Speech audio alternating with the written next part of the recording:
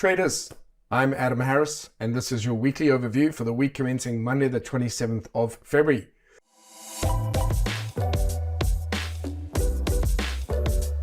So we only have 2 days left in the week. That's Monday and Tuesday. It's interesting to see where those monthly candles are finishing up.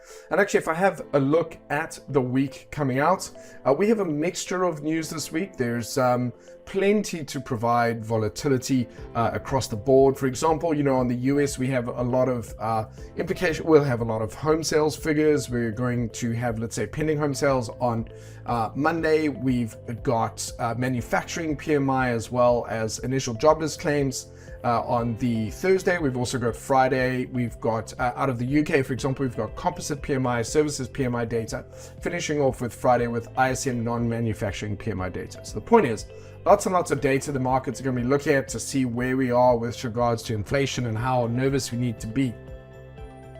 But what is different is that traditionally, the first Friday of every month, we tend to have non-farm payroll.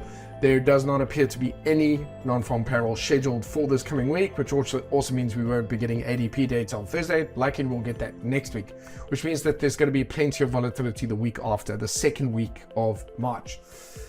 And so, however, I would just keep an eye on it. We've also got on Thursday, ECB is going to be publishing their accounts of the monetary policy meeting, so we'll see what they say.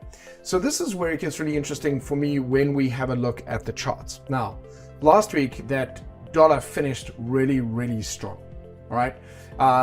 Dollar yen monthly is looking almost as though it's kind of keen to get set up to resume what it was doing most of last year. So 2022, we saw an incredibly strong dollar. We saw the yen charts just moving to the upside. We saw equities take a beating. We saw cryptos take a beating. We saw a lot of commodities take a beating, right?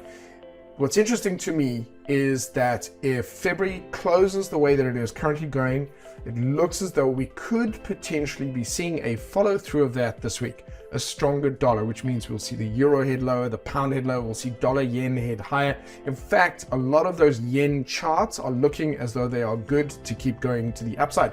So we could see very similar behavior to what we saw last year.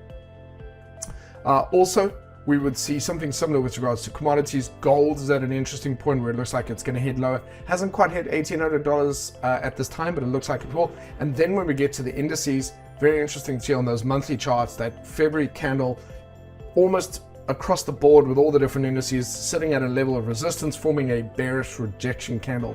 So what's interesting to note here is that across the board, we're seeing very much a strong dollar. We're seeing equities take a bit of a hit, commodities take a hit, some of the currencies taking a hit against the dollar, and with the exception of, say, dollar yen, which looks like that's going to keep going. So that is definitely something I want to keep in mind. Are we now going to return to the kind of behavior that we saw for a large part of 2022, where we had that strong dollar driving everything, and we see equities do another move lower? And is that going to kick off this week? Are we going to immediately break the low or February's candle and continue to push lower? So there's a lot to talk about. There's a lot to watch. And added on top of that, obviously, is that layer of economic calendar news. So I would just exercise some caution. I would consider the idea that the dollar is going to be quite strong. What makes this different is that for the last few months, the different markets have been doing their own thing. Versus last year, where all the markets were 100% engaged with the US dollar, and then they kind of uncoupled from it for a while, whereas now it looks like they might be looking to integrate back into that, so everything is going to lean back on the dollar. If that is the case, and we're going to get a similar behavior to what we saw last year, we're going to have to be prepared psychologically, at the very least, to see euro pound head low. We're going to have to see the dollar yen pairs moving higher. That could be where those opportunities are again. Doesn't mean it's going to go back up to the old highs or back down to the same lows, but it means it's going to attempt to do that. And so I just want to keep that as part of my trading plan and exercise caution and mitigate risk around that. So lots to talk about, lots to think about, and I'll leave you with that, but I want to wish you a fantastic week. So thank you.